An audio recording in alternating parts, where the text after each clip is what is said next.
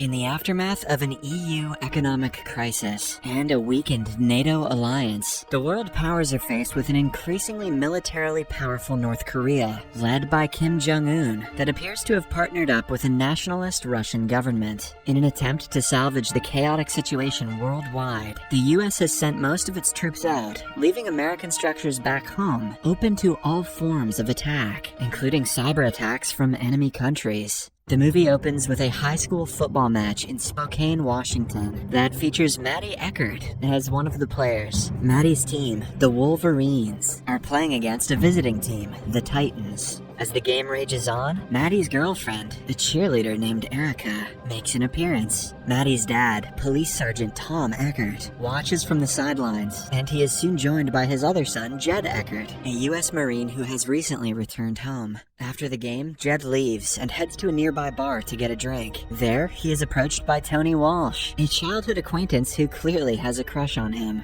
As Tony and Jed hit it off, Maddie and Erica arrive at the bar. However, their stay at the bar is short-lived, because moments later, an unexpected blackout leads to everyone going home. Back at home, Tom heads out to attend his night shift, leaving his two sons home alone. Before they go to bed, a conversation between the brothers reveals that their relationship is strained. The next morning, Jed and Maddie are awoken by the commotion outside. When they step out of the house, they are shocked to witness several North Korean paratroopers and transport aircrafts hovering in the sky. Instinctively, the pair get into Jed's truck and head out in search of their father. After overcoming numerous obstacles and driving through fire, they locate Tom, who instructs them to go to the family's cabin in the woods, while he stays behind to help the people. All around the father-son trio, people are being shot and taken captive by the invading North Koreans, who are under the leadership of Commander Cho. Following their father's instructions, Jed and Maddie start driving to the cabin, but first they take a detour to save Erica.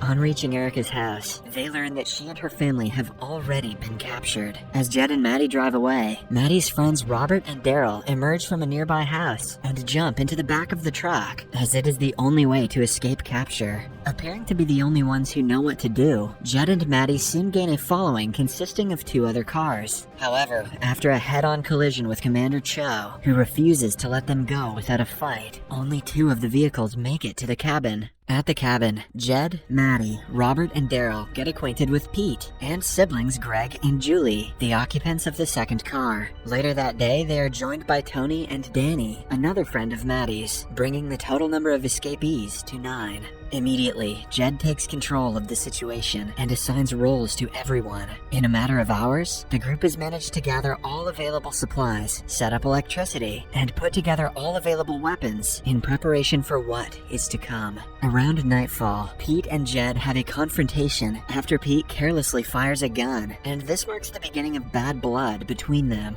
The following day, the other runaways learn that Pete took the confrontation to heart and has run away with all the food supplies. What a greedy bitch. Despite this, the group stays put, while Jed and Maddie head back into the city to survey the area. There, the brothers discover that prison units have been created, and several Americans, including Erica, have been arrested. Later that day, when Maddie and Jed return to the woods, they are met by the others, who inform them that Pete has led Commander Cho and the North Koreans to the cabin as a ploy to draw out the runaways. Commander Cho has brought along with him Daryl's father, Mayor Jenkins, along with Tom.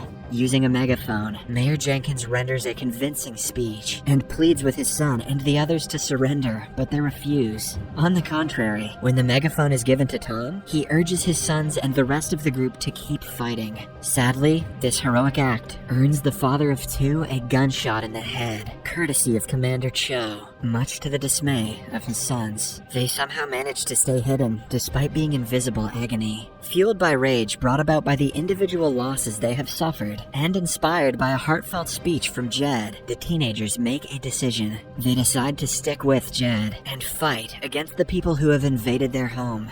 Once this unanimous decision is reached, Jed assumes the position of captain, and he begins to prepare the Seven for the task ahead through rigorous training. When the need arises, the team enlists the help of allies on the outside to gain access to food, supplies, and information. Satisfied with their training, the group sets out on their first assignment, which is to steal weapons and ammunition from the North Korean soldiers. Using Tony as bait, the team is able to lure some of the invading soldiers to a secluded area where they launch a successful ambush. With the soldiers dead, the rebels grab all their weapons and bulletproof vests. With these weapons, they launch another attack on some nearby soldiers and successfully take them down. Teen American footballers taking down an advanced organized militia.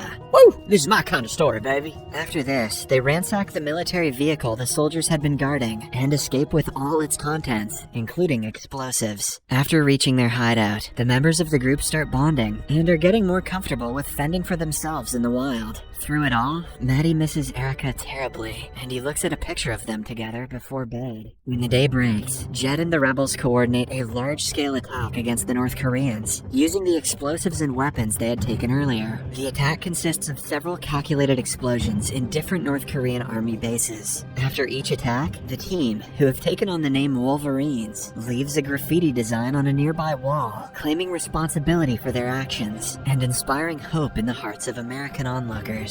At the site where one of the explosions is set to happen, Jed, Danny, and Maddie catch sight of Pete, who has accepted a position as a collaborator in the North Korean forces. Eventually, Pete dies in the explosion, but not before Maddie flips him the goddamn bird. Satisfied with the success of their mission, the Wolverines initiate their escape plan. Back at their new hideout in an abandoned mine, the 8 discuss what they miss most from the days when things were normal. When it is Maddie's turn, he remains silent, but he's thinking booty. And shortly after, he heads back to the city on his own. In the city, he watches the prison from a distance, hoping to see Erica, which he eventually does. When Maddie returns at night, he meets an angry Jed waiting for him outside. Soon, an argument ensues between the two, with Jed accusing Maddie of endangering the team, and Maddie pointing out that Erica is more family to him than Jed. When things get heated, Jed shoves Maddie. However, instead of fighting back, Maddie tosses his phone to the ground, claiming it contains information on how to get to Cho before walking away. On the phone is information about a rally Cho will be attending in Main Square. Immediately, Jed comes up with a plan to get Cho while he is on stage. According to the plan, a car bomb near the location would serve as a decoy, and amidst all the chaos brought about by the first bomb, the second one would go off under the stage, killing Cho and his allies on the spot. What's the point of the decoy? In the next scene, D-Day comes, and as the rally begins in full swing, the Wolverines, who are positioned all around the venue, initiate the plan beginning with the car bomb. 90 seconds before the first explosion, Daryl spots his father on stage with Cho. While this is a hard pill for him to swallow, the teenager does not back down. Instead, he gives the go-ahead for the show to commence. Less than a minute before the explosion occurs, Maddie catches sight of a bus conveying prisoners nearby. When he spots Erica inside, he completely loses focus and demands that Julie blow up the car, even though it is not time yet. Eventually, he gets his way, and after the explosion, he chases after the bus with Erica in it. While trying to get the situation back under control, Jed looks out of a window amidst all of the commotion and locks eyes with Commander Cho, who seems to have anticipated their attack. From the stage, he gives a command to his men, and immediately, Jed and the other Wolverines are under fire. While Jed and the rest of the team are attempting to escape, Maddie is on a solo mission to rescue Erica. On the bus, Maddie and Erica have an emotional reunion, but when he tries to escape with her, he realizes that she is chained to the seat. Outside, the rest of the team have escaped the building and are desperately calling out to Maddie, but he doesn't notice them. Left with no choice, Greg starts walking towards the bus, hoping to get Maddie's attention, but sadly, he never makes it, as the North Koreans gun him down. With Greg dead, the soldiers hot on their heels, and Maddie being adamant about saving Erica, the remaining 6 members of the team initiate their escape plan, leaving Maddie behind. Meanwhile, on the bus, Maddie somehow finds the keys and frees Erica from the chains. As the rest of the team escapes through a tube and drives away in a stolen vehicle, Maddie and Erica get off the bus. Unfortunately, they are immediately pursued by several officers. Luckily, they manage to escape with the help of a clothing store owner. The pair comes out of the shop looking slightly different, and the officers don't seem to recognize them anymore. Outside, Tony sees Erica and Maddie approaching and is elated to see Erica safe. As Maddie makes for the entrance, Jed emerges from inside and breaks the news of Greg's death, insinuating that Maddie's decision to go solo cost Greg his life. Later that night, Erica tells the team that the Russians have gotten involved, and the invaders have compiled a list of all their allies. In response, Jed and the others declare their intentions to protect as many of their contacts as possible. The next day, the shop owner who helped Maddie and Erica is brought before some North Korean officers and is sentenced to death for helping the Wolverines. However, before the execution can take place, the Wolverines interrupt by opening fire on the officers from several vantage points. After winning the gunfight, the Wolverines celebrate by chanting their name aloud, and some members of the general public join in on the chant, signifying that the group has gained quite a following. This development is perceived as a threat by the North Korean military because the rebels appear to be gaining momentum. Because of this, Commander Cho receives orders to handle the situation immediately. Meanwhile, in the Wolverines' camp, Maddie struggles to accept what happened to Greg, so he isolates himself. When 3 days pass and he has still not come around, Jed heads out in search of him. When they come face to face, the two brothers have an emotional conversation that helps them unpack some issues from the past. That evening, Maddie returns to the mine.